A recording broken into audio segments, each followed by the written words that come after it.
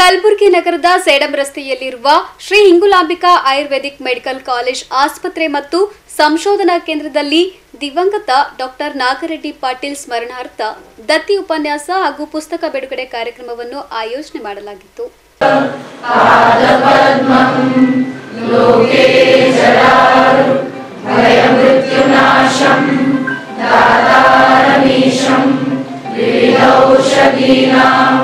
रागादिरोगाः सहजा समूला येनाशु सर्वे जगतो विवासा तमैकवैद्यं शिरसा नमामि वैद्यागमग्नश्च पितामहादिं धन्वन्तरिं रमानाथं सर्वरोगनिवारकं सर्वे जनाः सुखिनो भवन्तु. ओम शांति शांति शांति.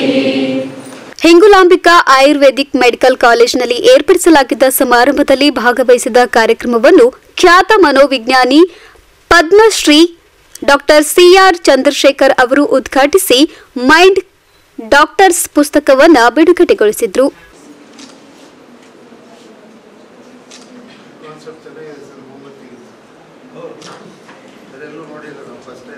ಬಳಿಕ ಕಾರ್ಯಕ್ರಮದಲ್ಲಿ ಭಾಗವಹಿಸಿದ ಹಿಂಗುಲಾಂಬಿಕಾ ಆಯುರ್ವೇದಿಕ್ ಮೆಡಿಕಲ್ ಕಾಲೇಜ್ ಆಸ್ಪತ್ರೆ ಮತ್ತು ಸಂಶೋಧನಾ ಕೇಂದ್ರದ ವಿದ್ಯಾರ್ಥಿಗಳೊಂದಿಗೆ ಸಂವಾದ ನಡೆಸಿ ಆಧುನಿಕ ಜೀವನ ಶೈಲಿ, ಮಾನಸಿಕ ಒತ್ತಡ, ಅನಾರೋಗ್ಯಕರ ಆಹಾರ ಇತ್ಯಾದಿಗಳ ಕಾರಣದಿಂದ ಹದಿಹರೆಯದವರಲ್ಲಿ ಹೃದಯಾಘಾತ ಪ್ರಮಾಣ ಹೆಚ್ಚಾಗಿ ಕಂಡುಬರುತ್ತಿದೆ ಹಾಗೂ ವ್ಯಾಯಾಮ, ಚಿತ್ರಕಲೆ, ನೃತ್ಯ, ಸಂಗೀತದಂತಹ ಒಳ್ಳೆಯ ಹವ್ಯಾಸಗಳು ಹಾಗೂ ಸಕಾರಾತ್ಮಕ ವಿಚಾರಗಳು, ಸಕಾಲ ನಿದ್ರೆ, ಉತ್ತಮ ಆಹಾರ ಸಮಾಜದಲ್ಲಿ ಬೆರೆಯುವುದು ಇತ್ಯಾದಿಗಳು ಹದಿಹರೆಯದವರಲ್ಲಿ ಸಂಪೂರ್ಣ ಶಾರೀರಿಕ ಹಾಗೂ ಮಾನಸಿಕ ಬೆಳವಣಿಗೆಯಲ್ಲಿ ಸಹಾಯಕವಾಗುತ್ತದೆ ಎಂದು ತಿಳಿಸಿದ್ದಾರೆ.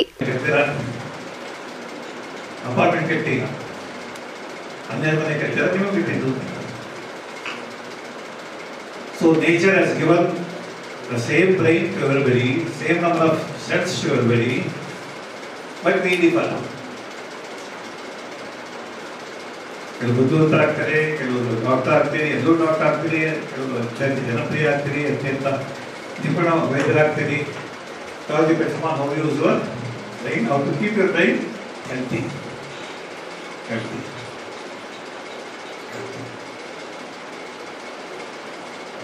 When the brain cells start deteriorating, ಹತ್ತು ಸಾವಿರ ಕೋಟಿ ನರಕೋಶಗಳು ಯಾವ ವಯಸ್ಸಾದ್ಮೇಲೆ ಕಮ್ಮಿ ಆಗಲಿಕ್ಕೆ ಶುರುವಾಗುತ್ತೆ. What call ageing process. ಯಾವ ವಯಸ್ಸಿಗೆ? 50, 55, 60, 65, 70.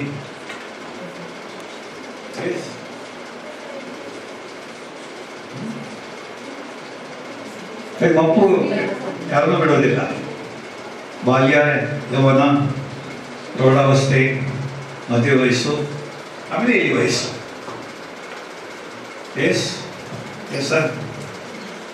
When you call a person as old man, senior citizen, ಯಾವ ವಯಸ್ಸಿಗೆ? ಆಫ್ಟರ್ 60.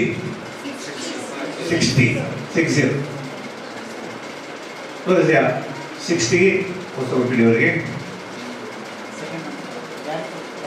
ಇಲ್ಲಿ ನನ್ನನ್ನು ಬಿಟ್ಟು 60 ವರ್ಷ ಆದ್ರೆ ಇದ್ರಿ, 60 ವರ್ಷ ಪ್ಲಸ್ ಇದ್ರಿ.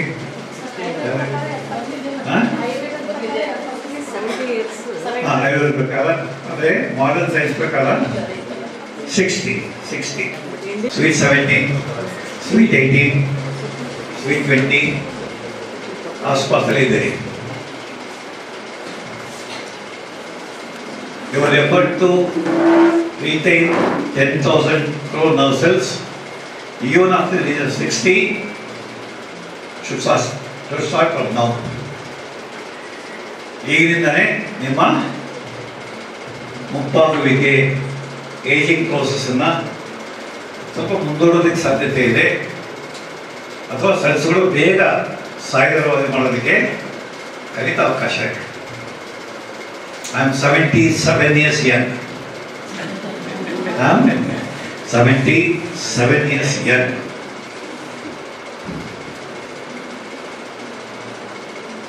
my brain is, I hope it is working. ಬಳಿಕ ಸಮಾರಂಭವನ್ನುದ್ದೇಶಿಸಿ ಮಾತನಾಡಿದ ಕಾಲೇಜಿನ ಪ್ರಾಂಶುಪಾಲರಾದ ಡಾಕ್ಟರ್ ಅಲಂಪ್ರಭು ಗುಡ್ಡ ಅವರು ಮಾನಸಿಕ ಒತ್ತಡದಿಂದ ಮನುಷ್ಯ ಜೀವನವನ್ನೇ ಹಾಳು ಮಾಡಿಕೊಳ್ಳುತ್ತಿದ್ದಾನೆ. ಹೀಗಾಗಿ ಮನೋವೈದ್ಯರೊಂದಿಗೆ ಸಂವಾದ ಮಾಡುವ ನಿಟ್ಟಿನಲ್ಲಿ ಈ ಕಾರ್ಯಕ್ರಮ ಏರ್ಪಡಿಸಲಾಗಿದೆ ಎಂದು ಹೇಳಿದ್ದಾರೆ. ಇವತ್ತು ಶ್ರೀ ಹಿಂಗುಲಾಂಬಿಕಾ ಶಿಕ್ಷಣ ಸಂಸ್ಥೆಯ ಆಯುರ್ವೇದಿಕ್ ಮೆಡಿಕಲ್ ಕಾಲೇಜ್ ಆಸ್ಪತ್ರೆ ಮತ್ತು ಸಂಶೋಧನಾ ಕೇಂದ್ರದಲ್ಲಿ ದಿವಂಗತ ಡಾಕ್ಟರ್ ನಾಗಿರೆಡ್ಡಿ ಪಾಟೀಲ್ ಅವರ ಸ್ಮರಣಾರ್ಥವಾಗಿ ದತ್ತಿ ಉಪನ್ಯಾಸವನ್ನು ಏರ್ಪಡಿಸಲಾಗಿದೆ. ಈ ಒಂದು ದತ್ತಿ ಉಪನ್ಯಾಸದಲ್ಲಿ ನಿಮಾನ್ಸ್ನ ಸುಪ್ರಸಿದ್ಧ ವೈದ್ಯರಾದಂತಹ ಡಾಕ್ಟರ್ CR ಚಂದ್ರಶೇಖರ್ ಅವರು growth and problems of adolescence ಅಂದರೆ ವಯಸ್ಕರ ಬೆಳವಣಿಗೆ ಮತ್ತು ಬೆಳವಣಿಗೆ ಹಂತದಲ್ಲಿ ಬರುವಂತಹ ಮಾನಸಿಕ ಸಮಸ್ಯೆಗಳ ಕುರಿತಾಗಿ ಒಂದು ಉಪನ್ಯಾಸ ಕಾರ್ಯಕ್ರಮವನ್ನು ನೀಡ್ತಾ ಇದ್ದಾರೆ. ಅದರ ಜೊತೆಗೆ 2 ಪುಸ್ತಕಗಳ ಬಿಡುಗಡೆ ಕೂಡ ಆಗಿದೆ. ಒಂದು ಮೈಂಡ್ ಡಾಕ್ಟರ್ಸ್ ಮೈಂಡ್ ಅನ್ನುವಂಥದ್ದು ಸ್ವತಃ ಡಾಕ್ಟರ್ CR ಚಂದ್ರಶೇಖರ್ ಅವರು ಬರೆದಿರುವಂಥದ್ದು. ಎರಡನೇದು ನಮ್ಮದೇ ಕಾಲೇಜಿನ ವೈದ್ಯಕೀಯ ಅಧೀಕ್ಷಕತೆ ಆಗಿರುವಂತಹ ಡಾಕ್ಟರ್ ವಿಜಯಲಕ್ಷ್ಮಿ ಹರ್ನೂರ್ಕರ್ ಅವರು ಬರೆದಿರುವಂತಹ ಯೋಗ ಮತ್ತು ಮನೋವಿಜ್ಞಾನ ಅನ್ನುವಂಥ ಪುಸ್ತಕದ ಬಿಡುಗಡೆಯಾಗಿದೆ.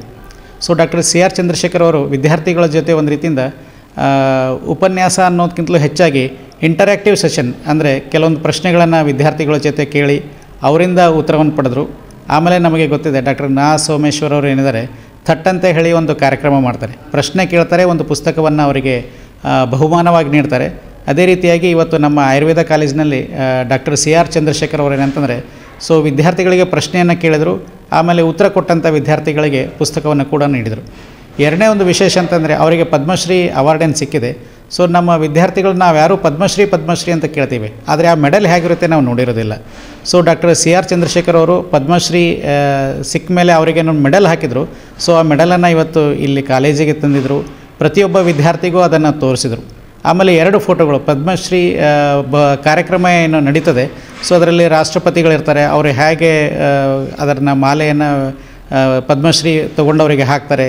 ಸೊ ಹೀಗೇನಂತಂದರೆ ವಿದ್ಯಾರ್ಥಿಗಳು ತಮ್ಮ ಸ್ವತಃ ಕೈಯಿಂದ ಏನಂತಂದರೆ ಪದ್ಮಶ್ರೀ ಪದಕವನ್ನು ನೋಡಿದ್ರು, ಅದನ್ನು ಮುಟ್ಟೇನಂದ್ರೆ ಒಂದು ರೀತಿಯಿಂದ ಪುಳಕಿತರಾಗಿರಂತಂದು ಹೇಳ್ಬೋದು. ಮತ್ತು ಇದು ಬರೀ ಹಿಂಗುಲಾಂಬಿಕಾ ಆಯುರ್ವೇದಿಕ್ ಕಾಲೇಜಲ್ಲಿ ನಾವು ಏರ್ಪಡಿಸಿದ್ದೇವೆ, ಆದರೆ ಫೇಸ್ಬುಕ್ ಲೈವ್ ಇದೆ.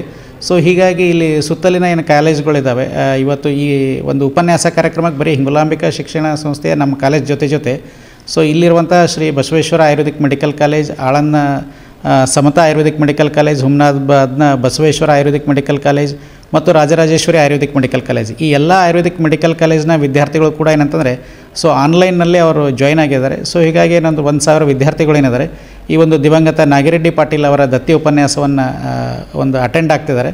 ಸೊ ಇದೇನಂತಂದರೆ ಈ ವಿದ್ಯಾರ್ಥಿಗಳೇನಿದ್ದಾರೆ ಅವರಿಗೆ ಒಂದು ಪ್ರೇರಣೆಯನ್ನು ಕೊಡಬೇಕು ಮತ್ತು ಮಾನಸಿಕವಾಗಿ ಸಶಕ್ತರಾಗಿ ಅವರು ಆಯುರ್ವೇದವನ್ನು ಕೂಡ ಒಂದು ಸಶಕ್ತವನ್ನು ಮಾಡಬೇಕು, ಅದನ್ನೊಂದು ಜಾಗತಿಕವಾಗಿ ಒಂದು ಪ್ರಬಲವಾದ ವೈದ್ಯಕೀಯ ವಿಭಾಗವನ್ನಾಗಿ ರೂಪಿಸಬೇಕನ್ನುವಂಥ ನಿಟ್ಟಿನಲ್ಲಿ ಈ ಒಂದು ಕಾರ್ಯಕ್ರಮವನ್ನು ಮಾಡ್ಕೊಂಡಿದ್ದೀವಿ.